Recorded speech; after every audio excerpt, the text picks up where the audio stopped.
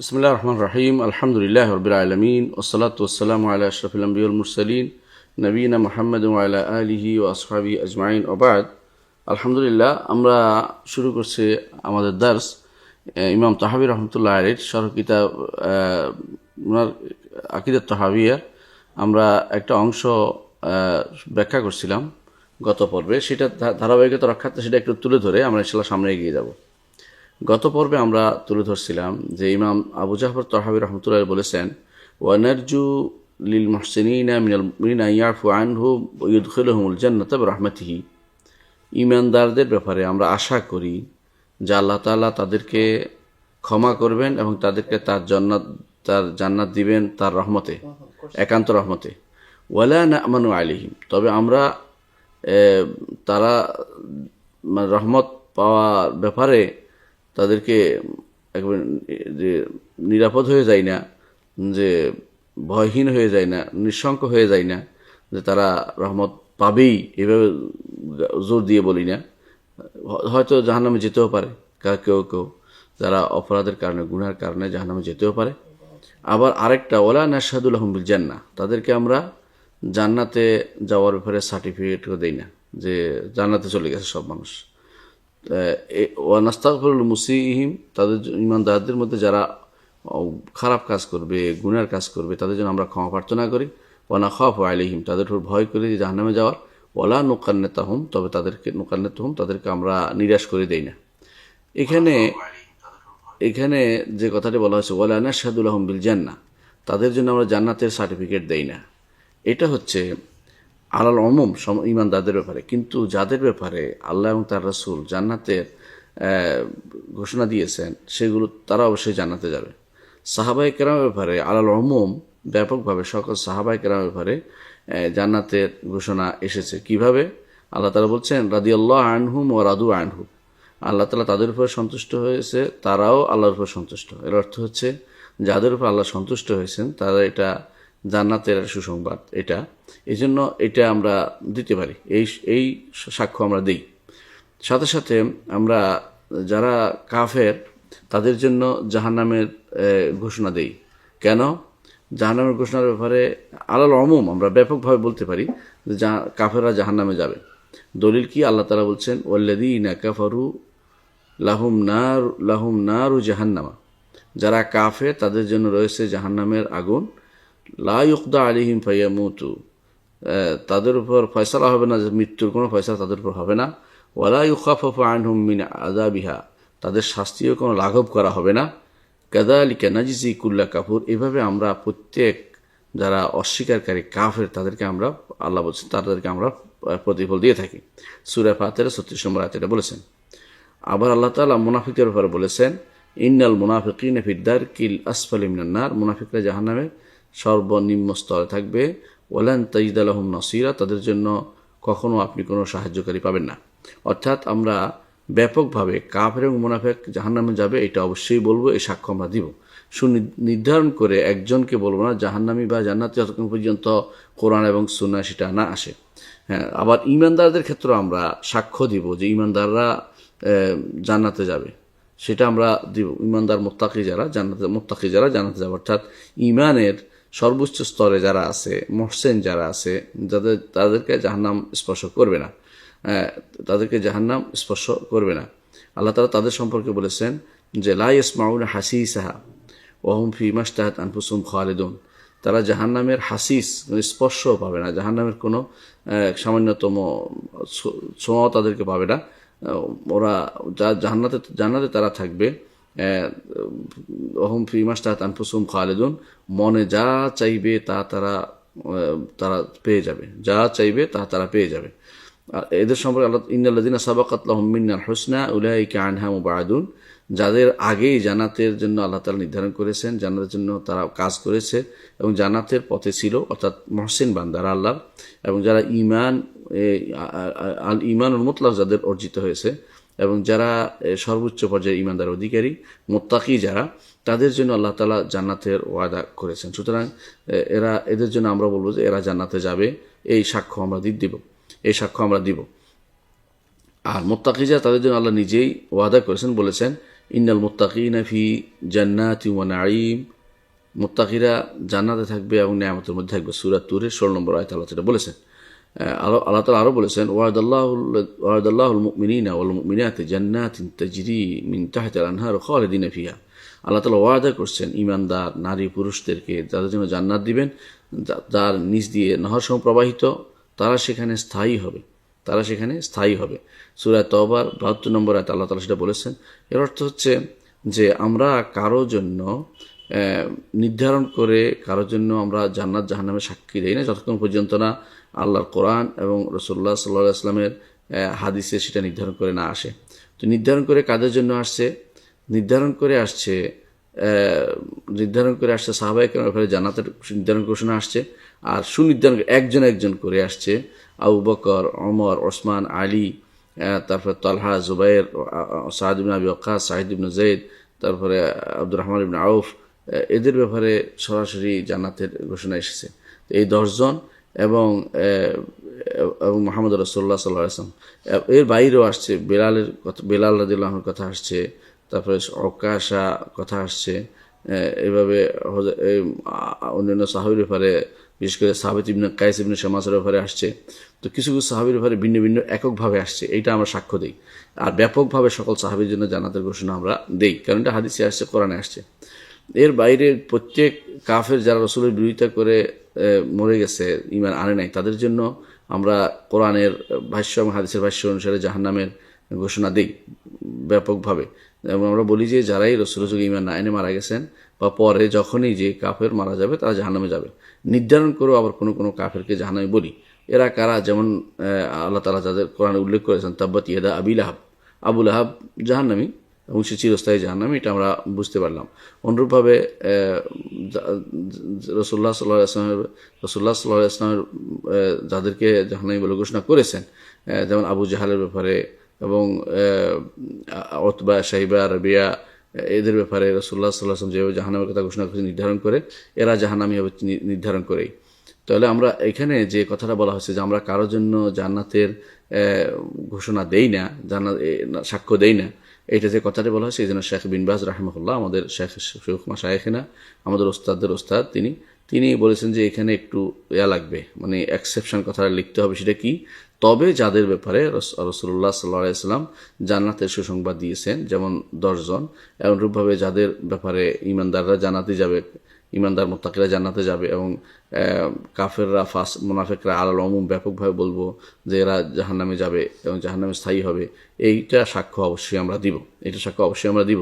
তো এটা ইমাম তাহাবী তাহলে কেন বললেন যে আমরা কারোর জন্য জান্নাতের সাক্ষ্য নির্ধারণ করে দেই না? এটার অর্থ, তার উদ্দেশ্য হচ্ছে পরবর্তী কোনো ব্যক্তিকে বলা হচ্ছে, মানে কোনো ব্যক্তিকে পরবর্তী সাহাবায়ে কেরামের পরে যারা আসছেন তাদের নির্ধারণ করে কাউকে স্পেশালি বলা যাবে না যে অমুক জান্নাতে, কারণ এই ঘোষণা দেওয়ার অধিকার আল্লাহ তাআলা আমাদেরকে দেন। এটা আল্লাহর গায়েবের ভান্ডারে রয়ে গেছে।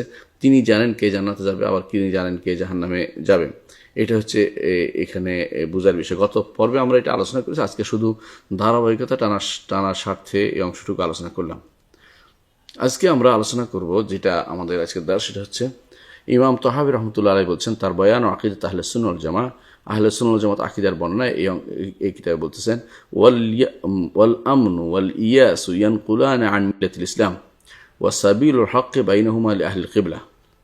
আল আমনু ওয়াল ইয়াসু, নিরাপদ হয়ে যাওয়া, যে আমার আর কোনো ভয় নেই, এখন আমি জান্নাতে চলে যাব, আমার কোনো ভয় নেই, আমার গুনাহ হবে না, আমি যা করি সব শুদ্ধ, বা আমার কোনো ভয় নাই, আমার আর আখিরাতে সব কিছু আমার হাতে চলে আসছে, এই জাতীয়, এটাতে বলা হয় নিরাপদ হয়ে যাওয়া। যে কোনো মানুষ এরকম নিরাপত্তা দাবি করবে এবং তার আর কোনো ভয় নাই, সে ঈমান অবস্থায় জান্নাতে চলে যাবে, বা তার কোনো ভয় নাই সে কুফরি করবে না, তার কোনো ভয় নাই যে সে কাফেরদের আকীদায় চলে যাবে না, এরকম জিনিসও জায়েজ নেই ইসলামে, এরকম বলাও জায়েজ নেই। ওয়াল ইয়াসু, অনুরূপভাবে নিরাশ হয়ে যাওয়া। কীরকম নিরাশ হলেন?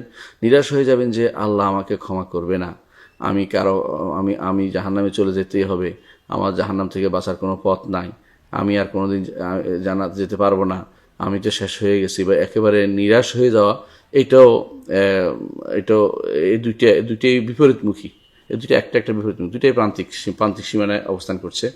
তো আমাদের ইমাম আবু জাফর তাহাবী রাহমাতুল্লাহ দুইটা সম্পর্কে বলছেন যে একেবারে নিরাপদ হয়ে যাওয়া আর একেবারে নিরাশ হয়ে যাওয়া, এই দুইটাই ইয়ানকুলানি আন মিল্লাতুল ইসলাম, এটা যে কোনো মানুষকে মিল্লাত ইসলাম থেকে বের করে দেয়। তাহলে কিছু জিনিস মিল্লাত ইসলাম বের করে দেয়, সেটা হচ্ছে যে আল্লাহ সম্পর্কে, আল্লাহর পাকড়াও সম্পর্কে নিরাপদ হয়ে যাওয়া, আবার আল্লাহর দয়া সম্পর্কে নিরাশ হয়ে যাওয়া। কারণ এটা কেন বের হয়ে যায়? কারণ তারা এর মাধ্যমে আল্লাহ তাআলার সাথে কুফরি করেছে। আর যারা এই কুফরি করে তারা মিল্লাতুল ইসলাম থেকে বের হয়ে যায়। তারা এই জাতীয় কুফরি করে তারা মিল্লাতুল ইসলাম থেকে বের হয়ে যায়। ওয়াসাবিলুল হক্কে বাইনাহুমা, আর এই দুইটার মাঝখানে হচ্ছে সত্যপথ। দুইটার মাঝখানে হচ্ছে সত্যপথ লি আহলিল কিবলা, যারা কেবলার অনুসারী রয়েছেন, সালাত আদায় করেন, তাদের জন্য এটা হচ্ছে সত্যপথ, এটা হচ্ছে সত্যপথ। তো আমরা এই দুইটাকে আল আমনু আল কানুত, আল আমনু আল ইয়াস বলতে পারি, যে নিরাপদ হয়ে যাওয়া এবং শঙ্কাহীন হয়ে যাওয়া এবং নিরাশ হয়ে যাওয়া, শঙ্কাচিত নিরাশ হয়ে যাওয়া, নিরাপদ হয়ে যাওয়া, নিরাশ হয়ে যাওয়া, দুইটার মাঝখানে হচ্ছে হক। এটা কেমনে আমরা পাইলাম? এই দুইটাই কিন্তু কাফেরদের কাজ। কাফেররা দুইটাই করে।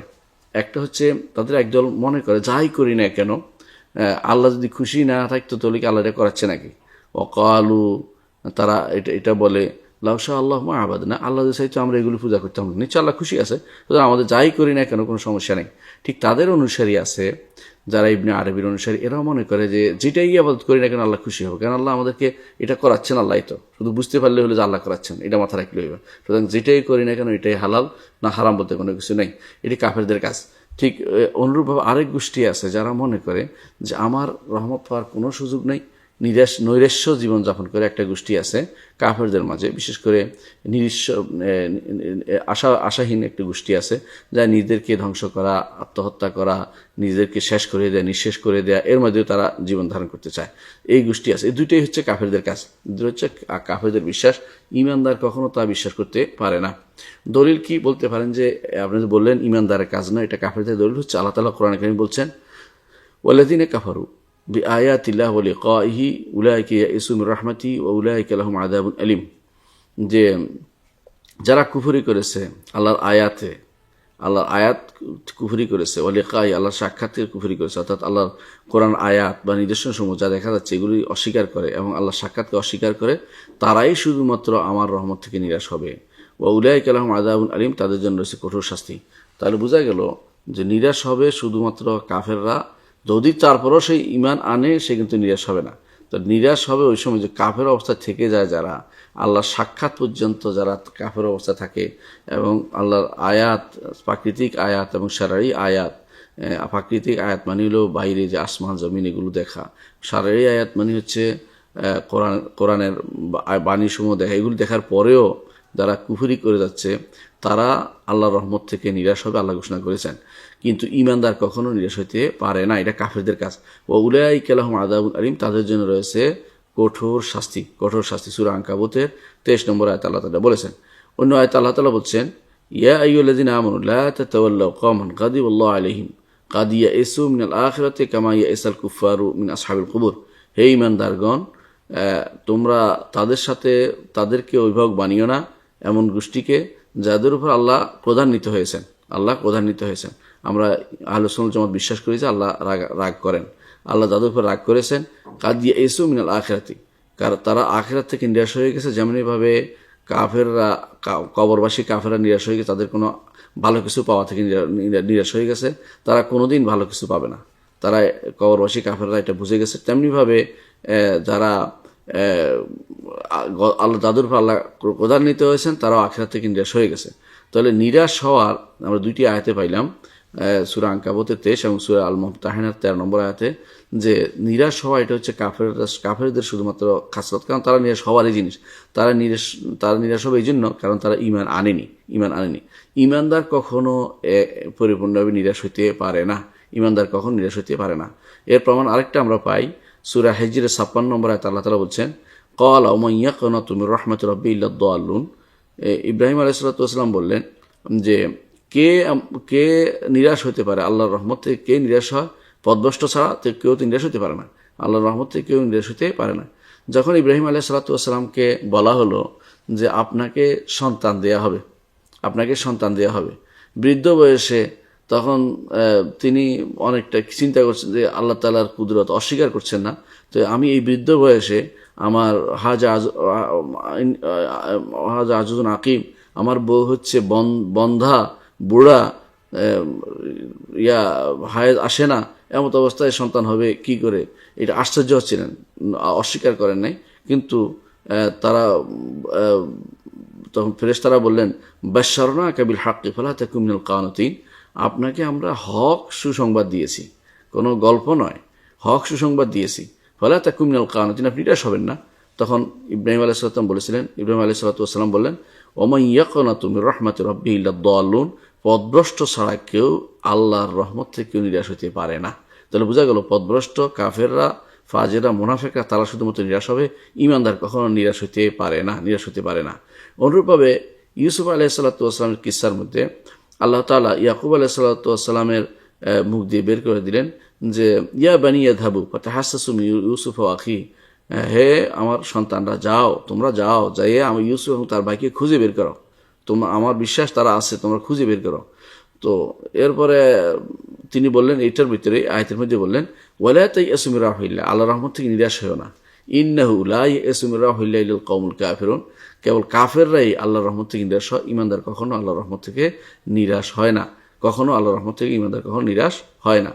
তাহলে বোঝা গেল যে এই আল্লাহ তাআলার রহমত থেকে নিরাশ শুধুমাত্র কাফেররা হবে, মুনাফিকরা হবে, ঈমানদার কেউ নিরাশ হইতে পারে না।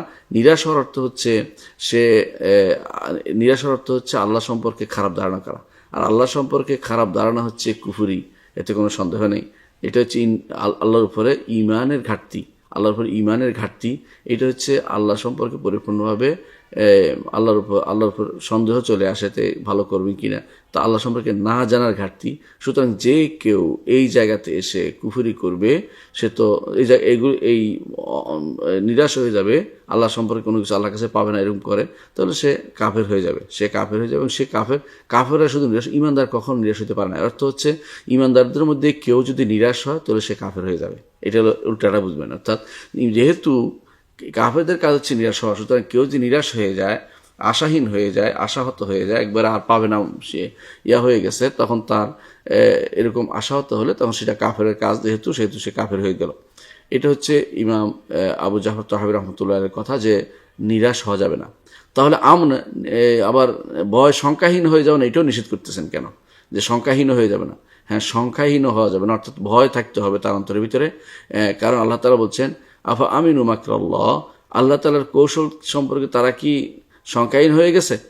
অর্থাৎ তারা যে আল্লাহ তাআলা কখন কাকে ঈমানে রাখে, কখন বের করে দেয়, এই সংখ্যাহীন যখন হয়ে যায়, যে আমার ঈমান মজবুত, আমার ঈমান কোনোদিন যাবে না, আমি একেবারে জান্নাতি, এই জাতীয় যখন মানুষ বলতে আরম্ভ করে, তখন সেটা ভয়ের কারণ হয়ে দাঁড়ায়। এটা ভীতির মধ্যে থাকতে হবে, এবং এটা বলা যাবে না। এটা হচ্ছে যে আমি সংখ্যাহীন বা ভয়হীন, নিঃশঙ্ক, এইভাবে কোনোটাতে সে কোনো ঈমানদার থাকতে পারে না। ঈমানদার ভয়ের মধ্যেও থাকবে, আবার আশার মধ্যেও থাকবে, ঈমানদার ভয় এবং আশা উভয়ের মধ্যে থাকবে। এই জন্য আল্লাহ তাআলা বলছেন, আফা আমিনু মাকরাল্লাহ, এই যে মক্কাবাসীরা কি আল্লাহর কৌশল, আল্লাহর মক্কার সম্পর্কে নিরাপদ হয়ে গেছে? আল্লাহ তাদেরকে তো জাহান্নামে দিতেই পারেন।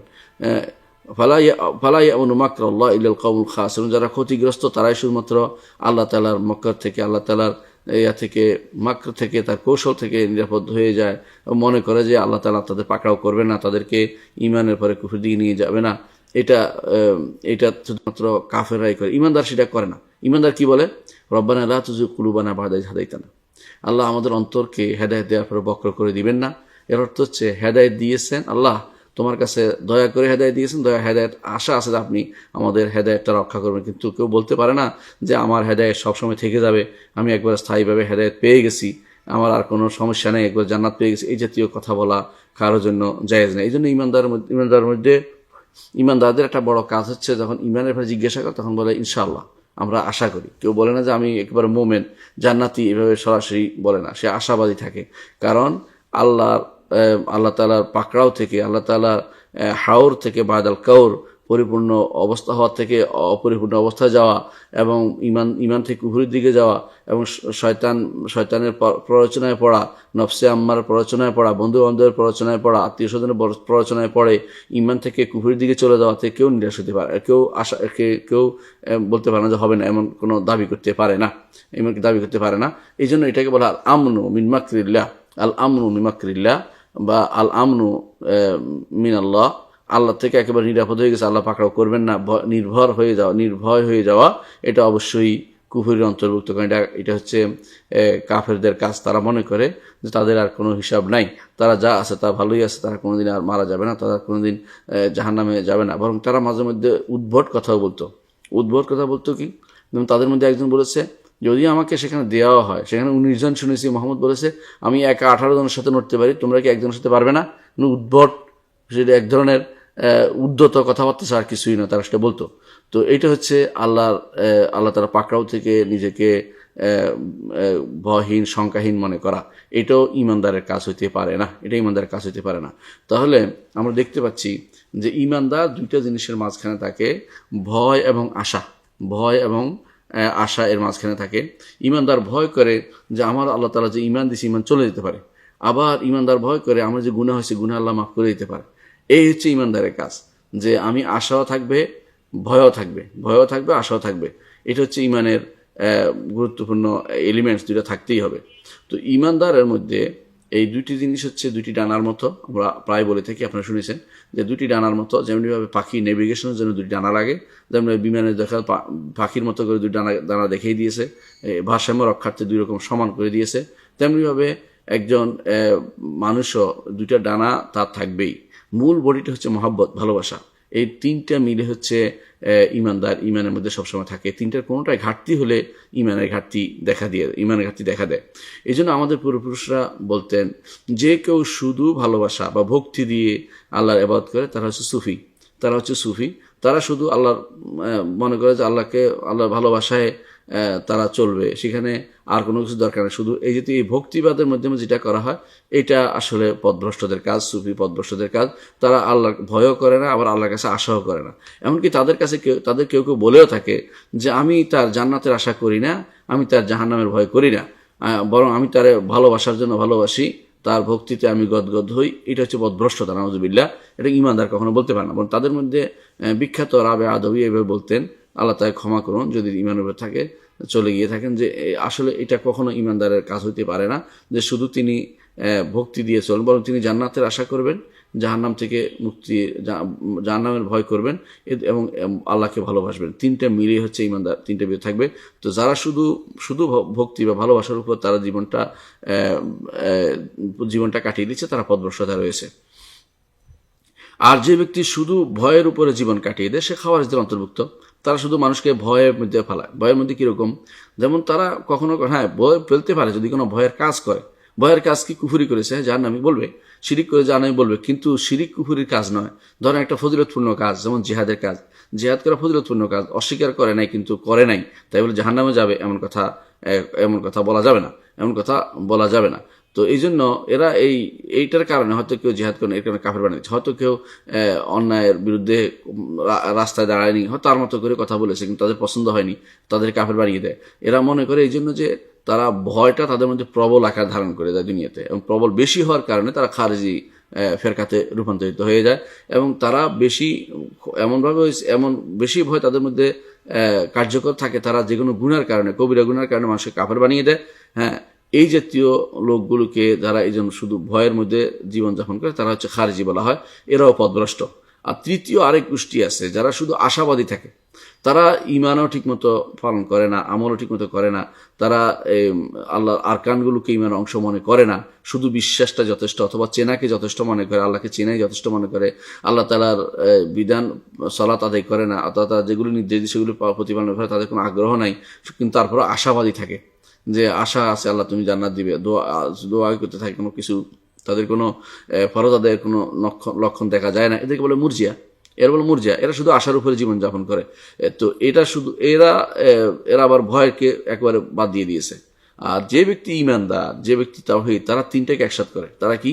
আল্লাহকে ভালোবাসে, আল্লাহকে ভালোবাসে, এটা মূল বডি যেটাকে বলতে পারেন, এটা হচ্ছে থাকতে হবে। তার সাথে দুইটা জিনিস থাকবে, আশা এবং ভয়।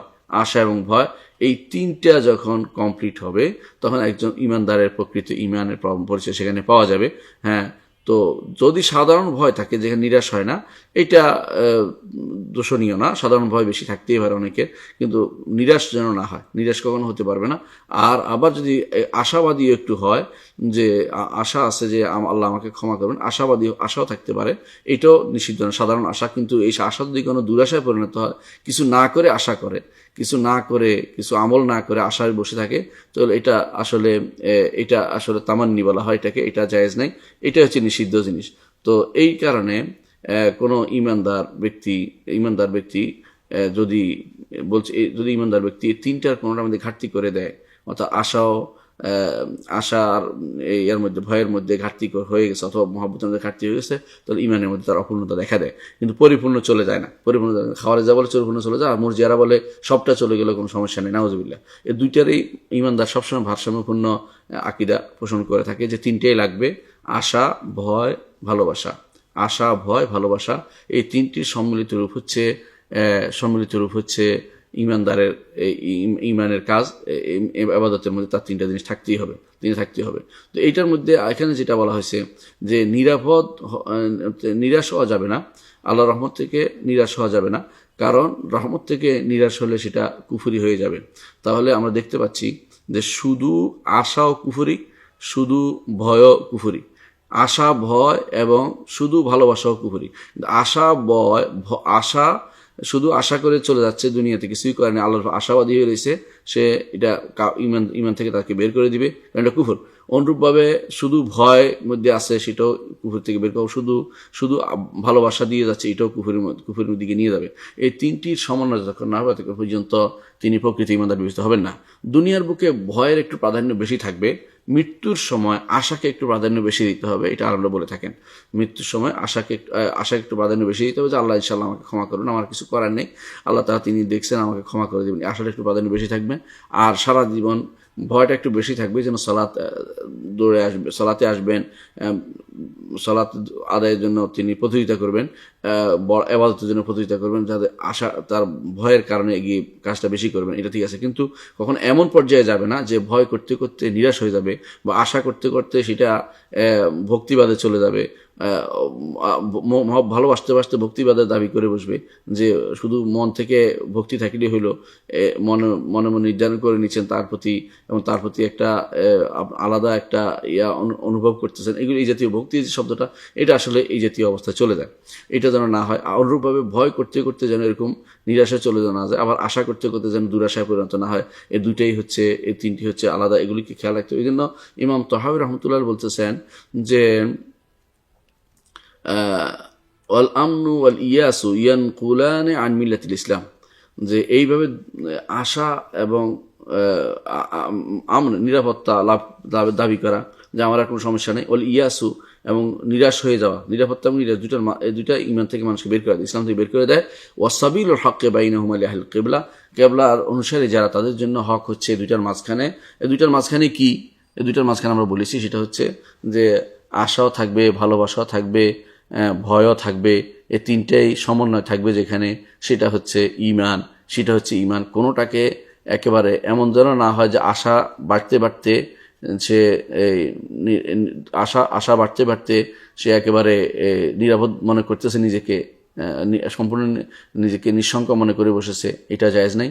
আবার ভয় বাড়তে বাড়তে তাকে নিরাশ করে ফেলেছে, এটাও জায়েজ নাই। আবার ভালোবাসার দাবি দিয়ে আর কিছু না করে, আমল টামল না করে শুধুমাত্র ভক্তি দিয়ে ইবাদত করেছে, এই তিনটাও কোনোটাই জায়েজ নাই। আশা করি বিষয়টি আমাদের বুঝে আসছে। পরবর্তীতে আমাদের ইমাম আবু জাফর তাহবী রাহমাতুল্লাহ বলছেন, ওয়ালা ইয়াখরুজুল আবদু মিনাল ঈমানি ইল্লা বিজুহুদি মা আদখালাহু ফীহি। ওয়ালা ইয়াখরুজুল আবদু মিনাল ঈমানি ইল্লা বিজুহুদি মা আদখালাহু ফীহি। ইমানদারকে ঈমান থেকে বের করে দেয় না, ঈমান থেকে বের করে দেয় না, তো বের করে শুধুমাত্র ওইটাই, যেটা দিয়ে ঢুকছে এটা অস্বীকার করলে। এখন প্রশ্ন হচ্ছে, কোনটা দিয়ে ঢুকলে, অস্বীকার করলে সেটা ঈমান থেকে বের করে দেয়? আমরা জানি যে ঈমানে ঢুকতে হলে অনেকগুলো জিনিস লাগে, কিন্তু ঈমান ছাড়তে হলে, ঈমান ছেড়ে দিতে হলে, ঈমান ভগ্ন হতে হলে, ঈমান নষ্ট হতে হলে সবগুলো জিনিস লাগে না, একটা জিনিস কম হলে ঈমান নষ্ট হয়ে যায়। এটা কীরকম দেখেন, অজু হতে হলে, আর বুঝাই বলি, অজু হতে হলে আপনার কি লাগবে? নিয়ত লাগবে, হাত মুখ ধোয়া লাগবে, হাত ধোয়া লাগবে, তারপর মাথা মশে লাগবে, পা ধোয়া লাগবে। কিন্তু অজু নষ্ট হতে হলে যে কোনো একটা না থাকলে কিন্তু অজুটা নষ্ট হয়ে গেল। আপনি ধরেন মাথা মশে করেন না, অজু নষ্ট হয়ে গেছে, এখন বলবেন না যে আপনার সবটি লাগবে। তাহলে ইমাম তহাবী রহমতুল্লাহ এখন যেটা বলেছেন যে যেই জিনিস দিয়ে ইসলামে প্রবেশ করেছে এই জিনিস অস্বীকার না করা পর্যন্ত কেউ কাফের হবে না, এটা আসলে সঠিক কথা নয়। সঠিক কথা আপনি বুঝতেই পারছেন, আপনি নিজেও বুঝবেন। এইটা উনি একটা সংক্ষিপ্ত কথা বলেছেন যা ব্যাখ্যা সাপেক্ষ। এই ব্যাখ্যা সাপেক্ষ অর্থ হচ্ছে যে এটার কোনো এলিমেন্টস যেন বাদ না পড়ে, এটা বলা উদ্দেশ্য মূলত। তো কিন্তু অনেকের তারা ভুল অর্থ নিতে পারে যে তিনি তো বলেছেন যে যতক্ষণ পর্যন্ত কেউ অস্বীকার না করতে পর্যন্ত কেউ কাফের হবে না। মূলত এটা তার উদ্দেশ্য নয়, কারণ কাফের ইসলামে কেমনে প্রবেশ করে? কাফের ইসলামে প্রবেশ করে শাহাদাতাইন দিয়ে, আশহাদু আল্লা ইলাহা ইল্লাল্লাহ আশহাদু আন্না মুহাম্মাদুর রাসূলুল্লাহ। তো এখন এইটা দিয়ে যদি কোনো একজন মানুষ ইসলামে প্রবেশ করে, যদি এটা সে বলল না, কিন্তু মনে মনে স্বীকৃতি দিল, মুখে উচ্চারণ করতে পারলো না, তাহলে তো অবশ্যই তার ঈমান আছে। কিন্তু ধরেন সে অথবা এগুলি বলল, তওবা করলো, অন্যায় হয়ে গেলে তওবা করলো, কুফরি কোনো কাজ থেকে তওবা করলো, তখন আবার নতুন করে তার কালেমা শাহাদাত পড়তে চান, তওবা করলে হবে, ক্ষমা। তাহলে এখানে বোঝা গেছে যে অন্য কিছু দিয়েও বের হয়, মানে এই যে লা ইলাহা ইল্লাল্লাহ অস্বীকার না করলেও বের হয়ে যাচ্ছে অন্যান্য কুফরির কারণে। তাহলে বোঝা যাচ্ছে যে বিভিন্ন কারণে কিন্তু ঈমান থেকে মানুষ বেরিয়ে যায়, অস্বীকারটা জরুরি না। ধরেন আপনি বললেন যে আল্লাহ আছেন, তবে আল্লাহর নাম গুণ নাই, তবে আল্লাহর ইবাদত করতে হবে না। তাহলে আপনি তো অস্বীকার করেন, আল্লাহ তো আছেন স্বীকার করছেন, তো কিন্তু স্বীকার করলে যথেষ্ট না। এর অর্থ হচ্ছে আপনি কিন্তু স্বীকার করছেন একটা অংশকে, বাকি অংশগুলো অস্বীকার করে যাচ্ছেন। এই জন্য জহুদ শব্দের ব্যাপক অর্থ হিসাবে আমাদের এই ইমাম উল্লেখ করেছেন যে ব্যাপকভাবে প্রত্যেকটি অংশকে স্বীকার করে নিতে হবে। এই প্রত্যেকটি অংশের কোনো একটা অংশকে যদি কেউ বাদ দিয়ে দেয় তাহলে সে কাফের হিসেবে পরিণত হবে। এই জন্য ঈমানদার সবসময় ভয়ে থাকে তার দ্বারা কোনটা হয়ে যায়, যে কুফুর এলিমেন্টস অনেক বেশি। যেভাবে ঈমানের অনেকগুলো শাখা আছে, কুফুরেরও অনেকগুলো শাখা রয়েছে। ঈমান জাত ও শুআব আমরা বলি, আহলুস সুন্নাত ওয়াল জামাতের আকীদা হচ্ছে ঈমানের অনেক শাখা রয়েছে, 70 ঊর্ধ্ব শাখা রয়েছে। আর এবং অনুরূপভাবে কুফরেরও অনেকগুলো শাখা রয়েছে। যেটা মুতাজিলারা বলে সেটা হচ্ছে ঈমানের শাখা একটি, সেটা হচ্ছে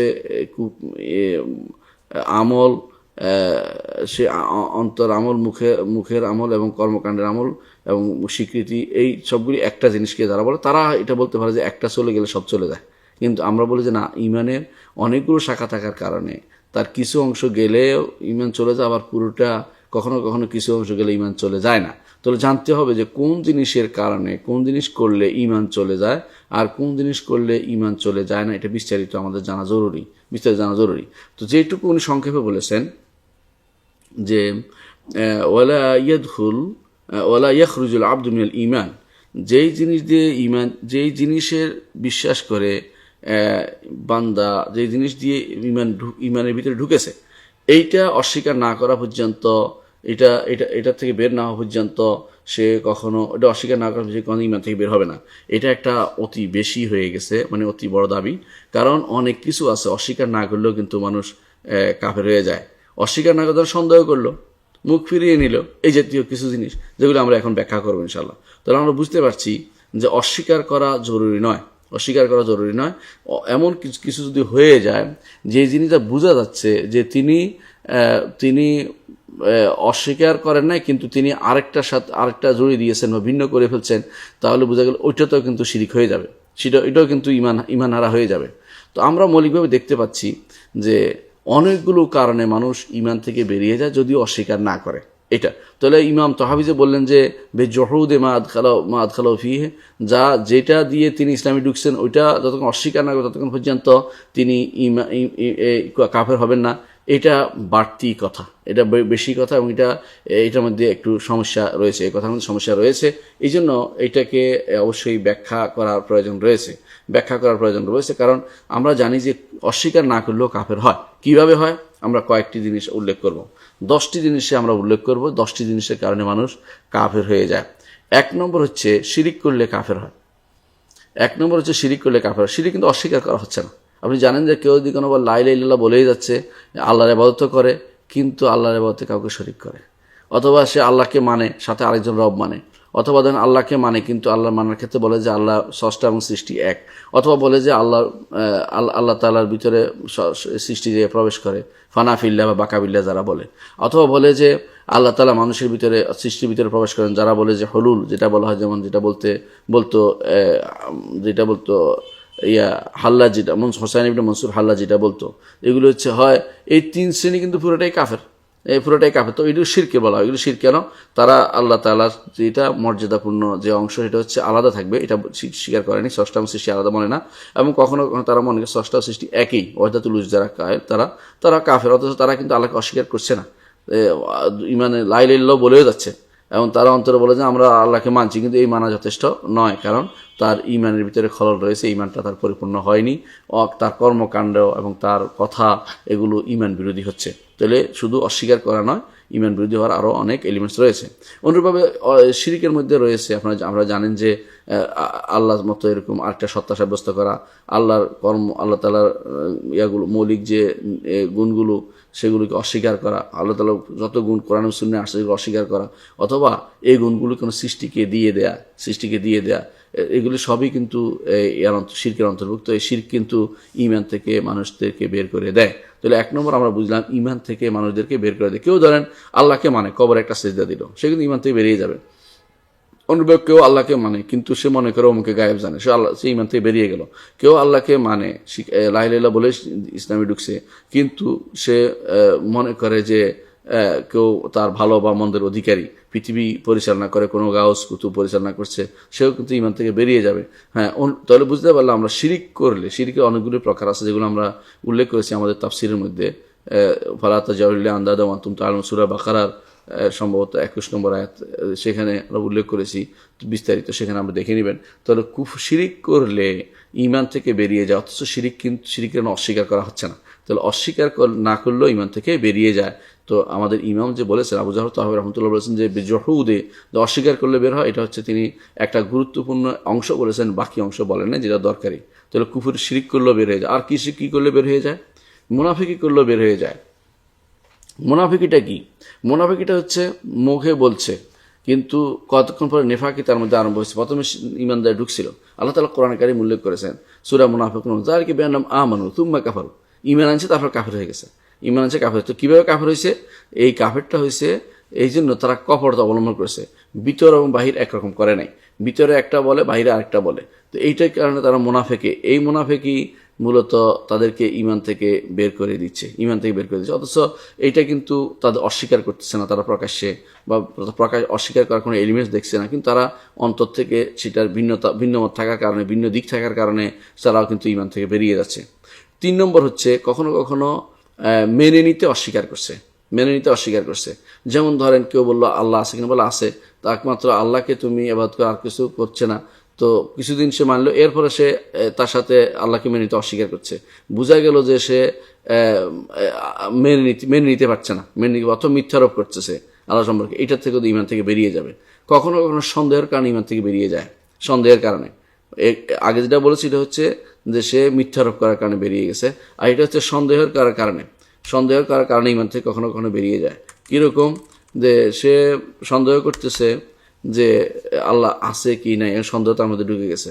তাহলে সন্দেহ ঢুকার কারণে সে কিন্তু ঈমান থেকে বেরিয়ে গেছে, অথচ সে কিন্তু মুখে অস্বীকার করে নাই, এটা সন্দেহ ঢুকে। অথবা সে ধারণা করছে আল্লাহ থাকতেও পারেন, অথবা ফেরেশতা থাকতেও পারে, রসুল থাকতেও পারে, রসুল আল্লাহর বাণী, রসুলের বাণী আল্লাহর কথা হতেও পারে, রসুলের নির্দেশ মানতে হতেও পারে, নাও হতে পারে, এরকম মনে করতেছে। জন বলো এটার কারণে ঈমান থেকে বেরিয়ে গেছে, অথচ অস্বীকার করে নাই। তো অস্বীকার করাটা না হলেও কিন্তু ঈমান থেকে বেরিয়ে যায়।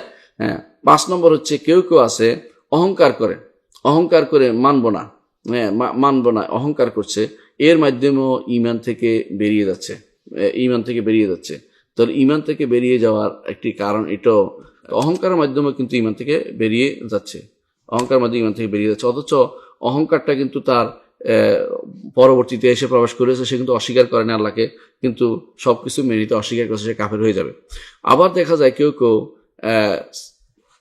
গালির মাধ্যমে আল্লাহকে গালি দিচ্ছে অথবা ঠাট্টা করছে আল্লাহর কোনো বিধান নিয়ে, এরা আল্লাহকে মানছে কিন্তু অস্বীকার করেছে মানতে, তারা কি করছে গালি গালাজও করেছে আল্লাহ সম্পর্কে, অথবা আল্লাহর কোনো নবীকে গালি দিয়েছে অথবা ঠাট্টা করেছে আল্লাহর কোনো বিধান নিয়ে, তারা কিন্তু ঈমান থেকে বেরিয়ে যাচ্ছে।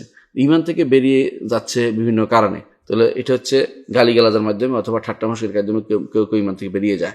প্রত্যেকটা দলিল আছে, আমরা সব দলিল উল্লেখ করলাম সংক্ষেপের কারণে।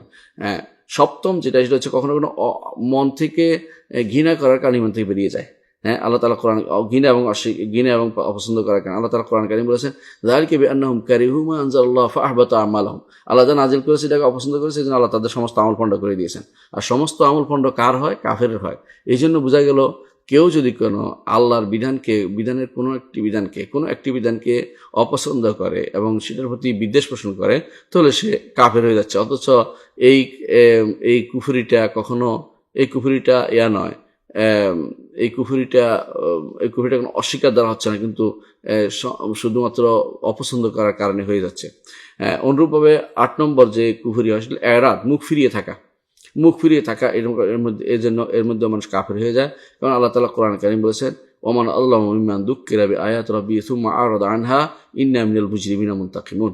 তার চেয়ে বড় জালেম আর কে হতে পারে, যাকে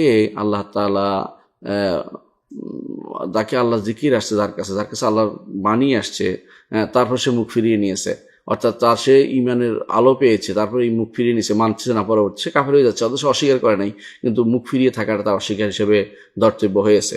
অনুরূপভাবে আল্লাহ ইমানের শর্ত হচ্ছে যে কাফেরদের সাথে সম্পর্ক পরিত্যাগ করতে হবে, কিন্তু কাফেরদেরকে অভিভাবক বানাইছে, এর মাধ্যমে সে ইমান থেকে বেরিয়ে যাচ্ছে। এটা 9 নম্বর, ধরো এটার মাধ্যমে ইমান থেকে বেরিয়ে যাচ্ছে। আবার কখনো কখনো হালালকে হারামকে হালাল করার কারণে সে ইমান থেকে বেরিয়ে যাচ্ছে। এটা হলো 10 নম্বর। তাহলে 10টি কারণ আমরা পাইলাম, আরও হতে পারে, আমরা 10টি উল্লেখ করার জন্য উল্লেখ করলাম। 10টি বড় বড় কারণ, যেগুলোর কারণে বোঝা যায় যে একজন মানুষ ইমান থেকে বেরিয়ে যায়, অথচ তিনি কিন্তু অস্বীকার করেন নাই, তিনি কিন্তু সরাসরি সবগুলো অস্বীকার করেন নাই। একটা আছে, 10টার মধ্যে একটা আছে অস্বীকার করা, সেটা কোনটা আমরা আবার বলছি যদি মনে থাকে, এই জন্য যে 10টি কারণে একজন মানুষ ইমান থেকে বেরিয়ে যায়। 1 নম্বর হচ্ছে শিরিক করলে। আর শিরিকের অনেক প্রকার আছে, আপনারা জানেন যে শিরকুল রুবুবিয়্যাহ, শিরকুল উলুহিয়্যাহ, শিরকুল আসমা ওয়া সিফাত, শিরকে আকবর, শিরকে আসগর। শিরকে আসগরের মধ্যে কিছু আছে ধীরে ধীরে শিরকে আকবরে পরিণত হয়। এগুলি শিরকে আকবর এগুলো যে 3টি প্রকার আছে, রুবুবিয়্যাহ, উলুহিয়্যাহ, আসমা ওয়া সিফাত, এগুলি যে কোনো একটা করলে ইমান থেকে বেরিয়ে যাওয়া, অথচ এটা কিন্তু অস্বীকার করা নয়। তারপরে আবার নেফাকি করলে, নেফাকও আবার 6 ভাগে বিভক্ত, আপনারা জানেন নেফাক 6 ভাগে বিভক্ত। কিরকম? নেফাক হচ্ছে বগদুর রসুল, বগদু মা জাবির রসুল, রসুল্লাহ সাল্লামকে যা নিয়ে এসছেন তা অপছন্দ করা এবং রসুলকে অপছন্দ করা, এটা হচ্ছে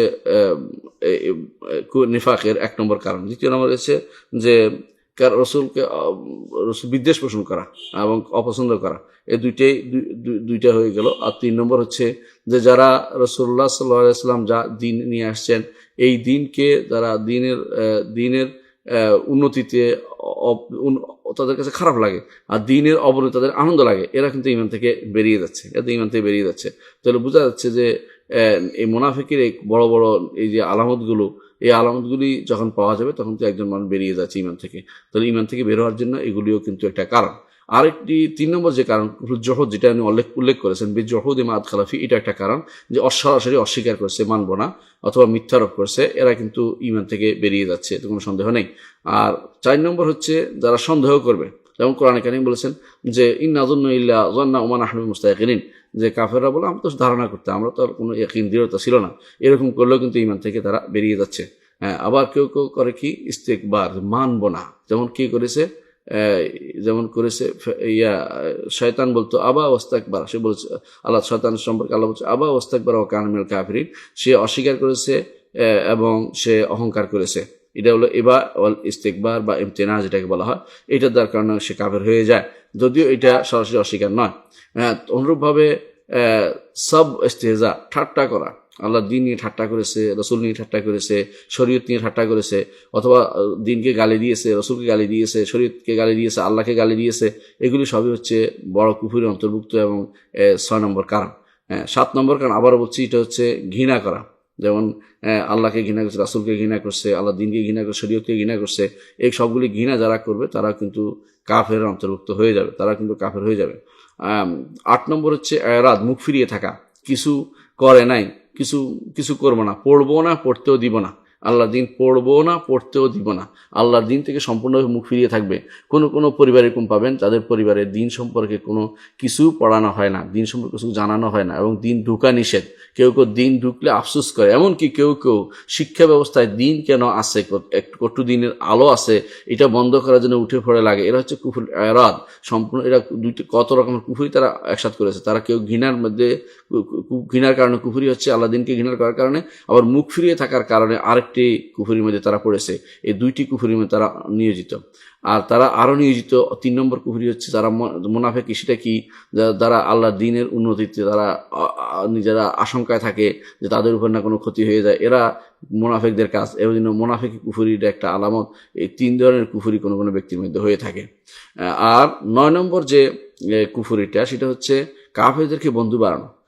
বর্তমানে এটা এত বেশি যে বলার বাইরে। ঈমানদারদের ছাড়া কাফেরদের বন্ধু বানানো, এটা একেবারে রাষ্ট্র থেকে শুরু করে বিভিন্ন পর্যায় থেকে রাষ্ট্রের বিভিন্ন পর্যায়, সামাজিকভাবে মানে ব্যক্তি রাষ্ট্র, সব জায়গাতেই যেন কাফেরদেরকে বন্ধু বানানোর একটা হিড়িক পড়ে গেছে। অথচ কাফেরদেরকে বন্ধু বানানোর ব্যাপারে আল্লাহ বলেছেন, ওমাইয়াতাল্লাহু মিনকুম ফাইন্নাহু মিনহুম, যে কেউ তাদেরকে বন্ধু বানাবে সে তাদের অন্তর্ভুক্ত হয়ে যাবে। সুতরাং এটা হচ্ছে এই বন্ধু বানানোর ফল। এবং ঈমানদার কখনো মুসলিম যদি হতে হয়, এটা তার মধ্যে থাকতেই হবে। কারণ মুসলিম কাকে বলে? মুসলিম হচ্ছে ওই ব্যক্তি যে 3টি গুণ যার মধ্যে আছে, যার মধ্যে তাওহীদ, আল্লাহর কাছে তাওহীদ নিয়ে আত্মসমর্পণ করেছে, আল্লাহ রসুলের আনুগত্য, কোরআন রসুলের আনুগত্য করেছে। আর 3 নম্বর হচ্ছে কাফের এবং মুশরিকদের থেকে সম্পর্কিত করেছে, তাদের সাথে সম্পর্ক রক্ষা করে চলেনি। এরকম সম্পর্ক যেটা তাদেরকে অভিভাবক বানাই দিবে। কিন্তু দুনিয়ার সম্পর্ক চলতে পারে, বেচা কিনা, উঠা বসা, এবং তাদের দায়িত্ব, তাদের সাথে চাকরি হয় বা কোনো দায়িত্ব নিতে পারে, এগুলি সমস্যা হচ্ছে তাদেরকে বন্ধু বানানো বা অভিভাবক বানানো। এইটা যখন হবে তখন সেটা হয়ে যাবে কুফরি, সেটা হয়ে যাবে কুফরি। 10 নম্বর হচ্ছে যে হালালকে হারাম করা, হারামকে হালাল করা, যেটা আমাদের বিভিন্ন সমাজে দেখা যায়। কেউ মদকে হালাল করে দিচ্ছে, আবার কেউ আল্লাহর দেয়া বিধানের বিরুদ্ধে দাঁড়াচ্ছে। এসবই কিন্তু ইস্তিহলাল বলা হয়। এটা যদি কোনো কোথাও পাওয়া যায়, এর কারণে কেউ কাফের হয়ে যাবে। তাহলে আমরা দেখতে পাচ্ছি মৌলিক 10টি কারণে একজন মানুষ দিন থেকে বেরিয়ে যায়।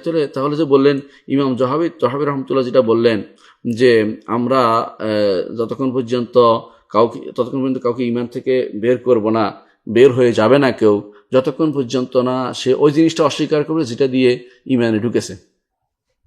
এখন প্রশ্ন যে কোনটা দিয়ে ঈমানে ঢুকেছে, এটা হলো মূল কথা। ইমাম তহাবী রহমতুল্লাহ সংক্ষেপে এটা বোঝাতে চেয়েছেন যে ঈমানের প্রত্যেকটি অংশই তো প্রয়োজন, কোনো অংশই বাদ যাবে না। তো অনেকে হয়তো মৌলিকভাবে বুঝতে পারে যে এখানে হয়তো লা ইলাহা ইল্লাল্লাহকে বলা হচ্ছে না, শুধু লা ইলাহা ইল্লাল্লাহকে উনি বুঝাননি। উনি বুঝাচ্ছেন ঈমানে ঢুকতে হলে যা যা দরকার এগুলো কোনোটাই অস্বীকার করতে পারবে না। অস্বীকার বলতে তিনি শুধু অস্বীকার নয়, যেমনিভাবে এটাকে মেনে নেওয়ার এবং এটাকে থেকে মুখ ফিরিয়ে নেওয়া, এটার প্রতি ঘৃণা পোষণ করা, এটার মুনাফিকি করা এবং অনুরূপভাবে শিরিক করে, সবই বুঝাচ্ছেন। এর অর্থ হচ্ছে একজন মানুষ ঈমান থেকে যে সমস্ত কারণে বের হয়ে যায়, এটা সেখানে বলা হচ্ছে যে এগুলি কোনটা না থাকলে তাকে আমরা সরাসরি কাফের বলবো না। অর্থাৎ যখন এগুলি 10টি কারণ আমরা বলেছি, এগুলি কোনোটি পাওয়া যাবে না, এবং কোনো কবিরা গুনাহ থাকবে, কবিরা গুনার কারণে কাউকে আমরা কাফের বলবো না। এটা হচ্ছে ইমাম তহাবী রহমতুল্লাহ আলীর এই কথার উদ্দেশ্য। এরপরে ইমাম তহাবী রহমতুল্লাহ বলছেন, নুসাম্মি আহলা কিবলাতিনা মুসলিমিনা মুমিনিন, আমরা যারা আমাদের কেবলার অনুসারী তাদেরকে মুসলিম বলবো, মুমিন বলবো। দুইটা তিনি কেন উল্লেখ করলেন? দুইটা শব্দ তিনি উল্লেখ করেছেন। কেন দুইটা শব্দ উল্লেখ করেছেন? কারণ আমরা আগে পড়েছি, আমরা জানেন ভালো করেই যে কেবলার অনুসারী মুসলিম যারা, প্রথম হচ্ছে মুসলিম, তারপরে মুমিন হয়। অর্থাৎ যে ন্যূনতম ঈমানের অধিকারী, মুতলাকুল ঈমান, ন্যূনতম ঈমানের অধিকারী, সে মুসলিমই আছে। যদি আরেকটু বেশি হয় তখন সে মুমিন হয়। তো এর অর্থ হচ্ছে আমরা যারা আমাদের কেবলার অনুসরণ করে তাদেরকে আমরা মুসলিম বলবো, মুমিন বলবো। এমন কি আমরা আরও বলতে পারি, সেটা হচ্ছে যে তারা মোমেন, মুসলিম, মোমেন, মহসেন, আরও একটু উচ্চ পর্যায়ে যেতে পারে, কিন্তু সর্বনিম্ন পর্যায়ে তিনি উল্লেখ করে দিচ্ছেন যে যারা আমরা কেবলা অনুসরণ করে চলে তারা মুসলিম, মোমেন। একদিকে তারা মুসলিম, আরেকদিকে তারা মোমেন। এটা তাদেরকে আমরা তারা কেবলা অনুসারী, এদেরকে আমরা মুসলিম মোমেন নামে ডাকবো কতক্ষণ পর্যন্ত? মা দামু বিমা জা বিহিন নবী সাল্লাল্লাহু আলাইহি ওয়া আলিহি ওয়াসাল্লাম মুতারিফিন, যতক্ষণ পর্যন্ত তারা রাসূলুল্লাহ সাল্লাল্লাহু আলাইহি ওয়া আলিহি ওয়াসাল্লাম যা নিয়ে এসেছেন সেটা অস্বীকার করবে। ওয়া আল্লাহু বিকুল্লি মা ক্বালা আও আখবারা মুসাদ্দিকিন, এবং যতক্ষণ পর্যন্ত তিনি রসুল যা বলেছেন, যা সংবাদ দিয়েছেন সেটাকে যথাযথভাবে সত্য বলে বিশ্বাস করবে। এখানে আমাদের ইমাম আবু জাফর তাহাবী রহমতুল্লাহ আলাইহি তিনি মুরজিয়াতুল ফুকাহার নীতিতে চলেছেন। মুরজিয়াতুল ফুকাহার হচ্ছে তাদের বিশ্বাসের সাথে ঈমান হলো বিশ্বাস, আর মুখে উচ্চারণটা হচ্ছে ইজরাউল আহকাম, দুনিয়ার বুকে তার উপর হুকুম জারির জন্য জরুরি। এই জন্য তারা ঈমানকে এর সাথে সীমাবদ্ধ করে দিয়েছেন, শুধু তাসদিক বা বিশ্বাসের সাথে সম্পৃক্ত করে দিয়েছেন। মূলত এটা হওয়া দরকার ছিল এরকম, যদি আমরা আহলে সুন্নাত ওয়াল জামাতের আকীদার অংশ হিসেবে বলি, অনুসাম্মি আহলা কিবলাতিনা মুসলিমিনা মুমিনিনা মুহসিনিন। হ্যাঁ, তো 3 ভাগ করব। মাদাম মাজাবিন নবী সাল্লাল্লাহু আলাইহি ওয়াসাল্লাম মুতারিফিনা, যতক্ষণ পর্যন্ত তারা রাসূলুল্লাহ সাল্লাল্লাহু আলাইহি ওয়াসাল্লাম জানিয়ে তা স্বীকার করবে। ওয়াল্লাহু বিকুল্লি মা ক্বালা ওয়া আখবারা মুসাদ্দিকিন, এবং রাসূল যা বলেছেন এবং যা সংবাদে তা স্বীকৃতি দিবে, এবং মুসাদ্দিকিনা ওয়া আমিলিনা লাহা বলতে হবে। মুতারিফিনা বিল লিসান, মুখে স্বীকার করতেছে, অন্তরে বিশ্বাস করতেছে। ওয়াল আমিলিনা লাহা বিল আরকান, এটুকু বাড়াতে হবে। এটুকু বাড়াবো এই জন্য যাতে করে আমাদের আমলের বাইরে সে মুখে স্বীকার করলেই ইমানদার থেকে যাবে, মুসলিম বা মুমিন হয়ে যাবে এবং মুহসিন হয়ে যাবে, এটা সম্ভব না। বরং মুতারিফিন স্বীকৃতি দিচ্ছে সে মুখে, আর যা রসুল বলেছেন, যা বলেছেন সংবাদ দিয়েছেন তা সত্য বলে বিশ্বাস করেছে। সাথে সাথে ওয়া আমিলিন, এবং তারা সেটা অনুসারে আমলও করে। হ্যাঁ, মুসাদ্দিকিনা ওয়া আমিলিন, এবং আমলও করে সেটা অনুসারে, তাহলে তারা ইমানদার থাকবে, তারা ইমানদার বাইরে যাবে না। এখানে একটা লম্বা জিনিস হচ্ছে আহলুল কিবলা কারা। আহলুল কিবলা কারা? আহলুল কিবলা হচ্ছে যারা কেবলার অনুসরণ করে। কেবলার অনুসরণ কেমনি বোঝা যাবে? সালাত আদায় করে। তাহলে যতক্ষণ পর্যন্ত সালাত আদায় না করছে ততক্ষণ পর্যন্ত তিনি কিন্তু ইমানদার থাকতে পারতেছেন না। ইমাম তাহাবীর কথা অনুসারেই আহলুল কিবলা অর্থ এটাই, যারা সালাত আদায় করে। আহলুল কিবলা বোঝা যাবে কেবলার দিকে ফিরে সালাত আদায় করে। এই জন্য অনেকে আপনি দেখবেন কুফরি তাদেরকে স্পষ্ট থাকার পরেও সৌদি সরকার বা বিভিন্ন হজের সময় তাদের কিন্তু নিষেধ করে না। কেন নিষেধ করে না? প্রকাশ্যে তারা বলে না, অন্তরের ভিতরে কিন্তু কুফরি তারা পোষণ করছে। যেমন বোহরা বা যারা আছে শিয়াদের মধ্যে একটা বিশাল গোষ্ঠী, এরা কিন্তু বা বেশিরভাগ শিয়াই বলতে পারেন, বেশিরভাগ শিয়াই তারা কিন্তু কুফরি লালন করে, এবং তাদের এক একটা কথা কুফরির চেয়েও মারাত্মক। এবং সাধারণ মানুষ আরবের মুশরিকরা যেটা বলতো না, তারা এরকম কথাবার্তা বলে, নাউজুবিল্লাহ। তো এরা কিন্তু আহলুল কিবলা হয়ে যাচ্ছে। কেন? তারা কেবলার দিকে ফিরে চলে, কেন? নামাজ পড়ার জন্য। তো যারাই কেবলার দিকে ফিরে চলে, কেবলার দিকে ফিরে সালাত আদায় করে, এদেরকে আহলুল কিবলা বলা হবে। আহলুল কিবলা কি করে? আহলুল কিবলাদেরকে ঈমানদার আমরা বলবো, তবে শর্ত হচ্ছে 3টি জিনিসের। একটি হচ্ছে মুখে স্বীকৃতি থাকতে হবে, অন্তরে বিশ্বাস থাকতে হবে, এবং রাসূলুল্লাহ সাল্লাল্লাহু আলাইহি ওয়াসাল্লাম যা নিয়ে এসেছেন সেই সংবাদ বিশ্বাস করতে হবে, রসুলের নির্দেশ মানতে হবে, রসুল নিষেধ পরিত্যাগ করতে হবে, রসুলের শরীয়ত মানতে হবে। 4টি জিনিস রাসূলুল্লাহ সাল্লাল্লাহু আলাইহি ওয়াসাল্লাম যা নিয়ে এসেছেন এগুলিকে কোনো একটি জিনিসকে পরিত্যাগ করতে পারবে না। এগুলিকে মুখে স্বীকৃতি দিবে, অন্তরে বিশ্বাস করবে এবং কর্মকাণ্ডে প্রতিপালন করবে। এদেরকে আহলুল কিবলাকে আমরা কোনো রকমেই আমরা এদেরকে মুসলিম মুমিন বলবো, কাফের বলবো না। তবে শর্ত হচ্ছে ন্যূনতম জিনিসটা তার থাকতে হবে। ন্যূনতম কি? আমরা গত বিভিন্ন পর্বে আমরা জানিয়েছিলাম আপনাদেরকে যে ন্যূনতম পর্ব হচ্ছে, এটাকে বলা হয় মুতলাকুল ঈমান, নামমাত্র ঈমান। নামমাত্র ঈমান প্রত্যেকটা জিনিসের, অর্থাৎ তার 5টা জিনিস থাকতে হবে। একটা হচ্ছে, আবারও বলছি, 5টা জিনিস থাকতে হবে। একটা হচ্ছে তার অন্তরের কথা কি? অন্তরের কথা হচ্ছে স্বীকৃতি। আর মুখের কথা এটা কি? লা ইলাহা ইল্লাল্লাহ। অন্তরের আমল কি? সেটা হচ্ছে অন্তর আমল হচ্ছে ভালোবাসা, আশা, ভয়, একটু থাকতে হবে তার মধ্যে। আর মুখের কথা হচ্ছে কি? মুখের কথা হচ্ছে এই মুখের আমল হচ্ছে সুবহানাল্লাহ, আলহামদুলিল্লাহ, আল্লাহু লা ইলাহা ইল্লাল্লাহ। আর বাহ্যিক আমলের মধ্যে সালাতটা থাকতে হবে, এবং সালাত এবং যাকাত যদি তার জাকাতের ফরজ হয়ে থাকে, জাকাতটা তার এটার ভিতরে ঢুকবে। তবে জাকাত যেরকম এটার সাথে অন্যগুলো একই পর্যায়ে নয়। যেমন কেউ হয়তো সে হজ করলো না, তাহলে গুনাহগার হবে। হজ না করার কারণে কিন্তু সালাত না পড়লে কাফের হয়ে যাবে। কত পার্থক্য! তাহলে বোঝা গেল যে বাহ্যিক আমলের মধ্যেও কিছু লাগবে। তো একজন মানুষ 5টা জিনিস তার মধ্যে পাওয়া যেতে হবে আহলুল কিবলা বলার জন্য। সংক্ষিপ্ত নাম, শুধু নামমাত্র হলে পাওয়া যেতে হবে। সেটা কি? তিনি অন্তর দিয়ে বিশ্বাস করেন, অন্তরের বিশ্বাস তার রয়েছে, মুখের স্বীকৃতি তার রয়েছে, দুইটাই কথা। অন্তরের আমল, অর্থাৎ তিনি আল্লাহকে ভালোবাসেন, আল্লাহর প্রতি তাওয়াক্কুল করেন, এটা তার থাকতে হবে। আশা, ভয়, এগুলো থাকতে হবে তার, এটা অন্তরের আমল। মুখের আমল থাকবে সুবহানাল্লাহ, আলহামদুলিল্লাহ, লা ইলাহা ইল্লাল্লাহ, তাসবিহ, অর্থাৎ সালাতের জন্য যেগুলো দরকার এবং অন্যান্য সময় তাসবিহ পাঠ করেন।